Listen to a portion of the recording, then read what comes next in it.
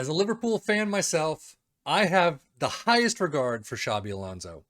I think he's in the no doubt the Liverpool Hall of Fame, the Premier League Hall of Fame, whatever Hall of Fame in football or soccer as you want to call it, he deserves his place there.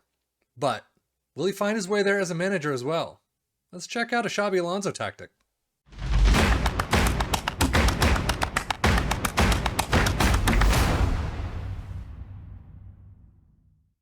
Now, this is a very bizarre one. There is no information on it except for what you see here in the tactics screen itself on the Steam page that I got this from. The only thing is a picture of Xabi Alonso in front of a cartoon chalkboard with a Leverkusen badge on his shirt. So take that for whatever you want to.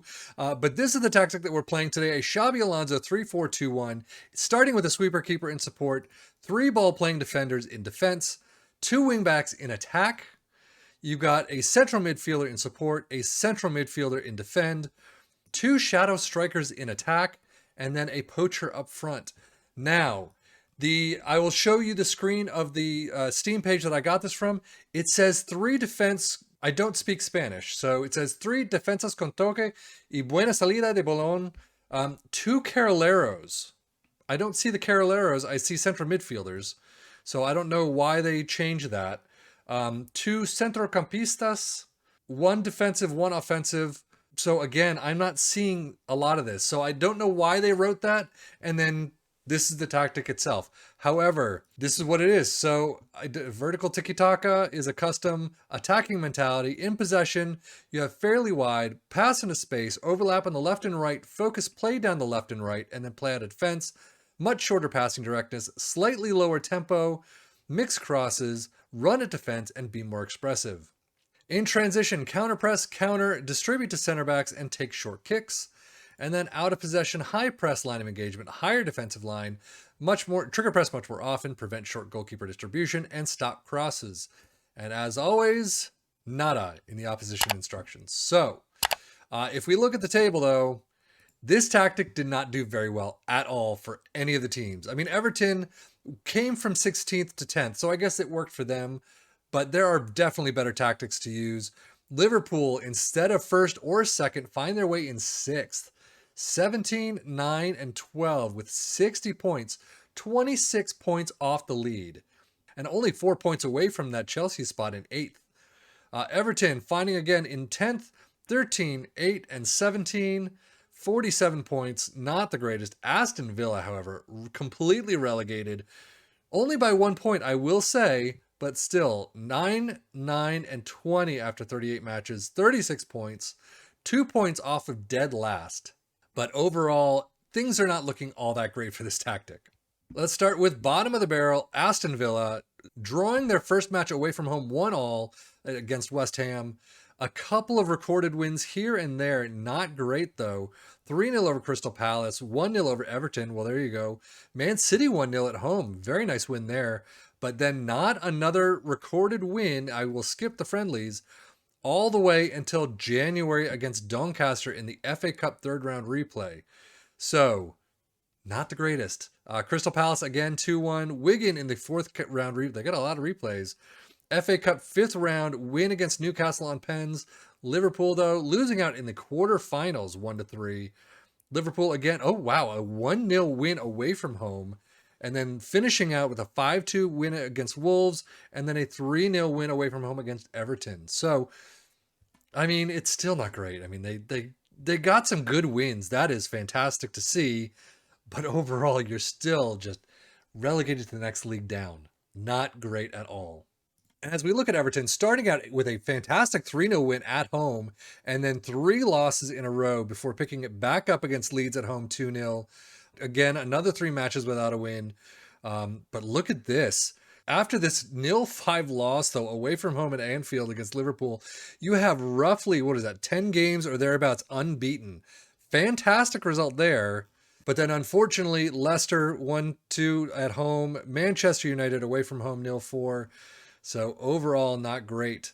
But if we get, so Aston Villa 0-1 away from home. Liverpool, Anfield 0-5. Still, Liverpool 5-1 at home. Ouch. That is a tough derby right there. And then Aston Villa finishing out the league, getting crushed at home. Uh, I mean, it's very spotty when you're putting them up against each other. Typically, I mean, we'll see how Liverpool does, but usually the top team crushes everyone. The middle team tends to do a little bit better than the lowest team when it comes to head to head against the other two. But this time, it is just all over the place. And as we can see, Liverpool, a lot more sea of green. FA Community Shield losing out again in penalties, 1-1 to Manchester City.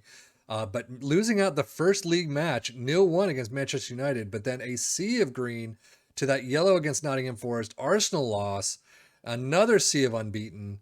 Napoli in the Champions League group stage, and they actually have a series here that's no wins whatsoever recorded until Newcastle.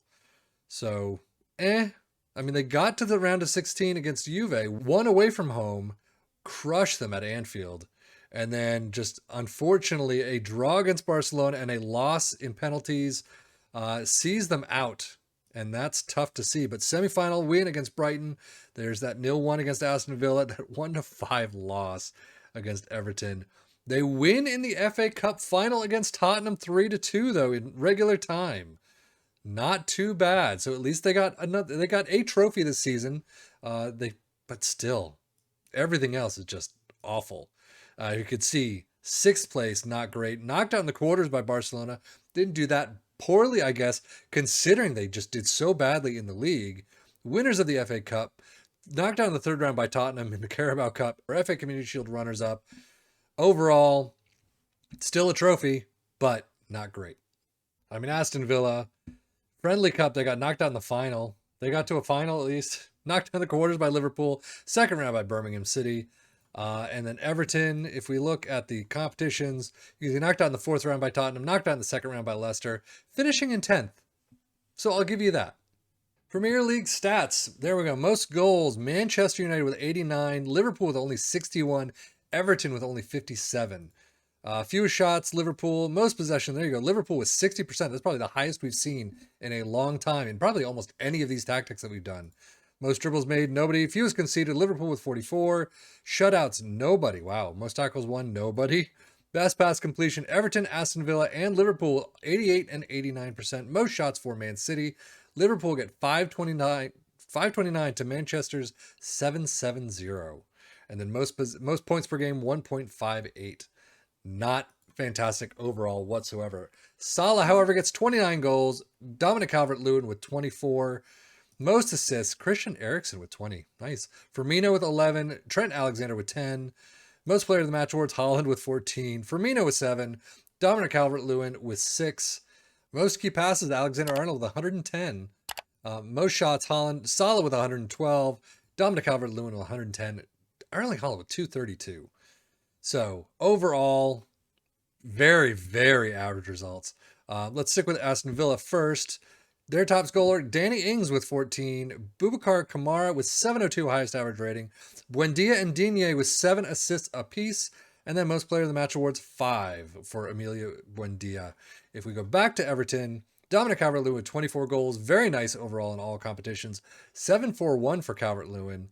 8 assists for Nathan Patterson. And then most player of the match award, Dominic Calvert-Lewin with 6. So not too shabby for them.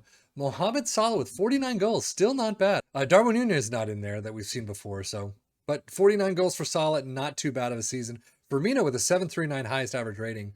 It's pretty good there. Most assists, there you go, 18 assists for Firmino. And then Firmino and Salah, 9 player of the match awards each. I kind of wonder, actually, you know what? I'm going to go to the squad quickly and see goals-wise in all competitions, 18 for Firmino. Darwin Núñez, 5 starting, 15 off the bench. Something must have happened there. And if we hit assists, you can see Firmino with 18, Alexander-Arnold with 15, but Robertson only with 7. 693 average rating for Robertson is not great. So, but overall, clearly this is not the greatest of tactics for these teams. I would love to see how other people have fared on it. There's 0 comments on the Steam page whatsoever. So this guy put it out there. It has been downloaded 641 times at least, with 1 favorite, 1,357 unique visitors. People are seeing the tactic, but I don't know if it's working. Clearly not here. So anyway, But that's going to do it for me, 7FM, for the Football Manager blog channel, saying thank you as always for watching. Take care and enjoy.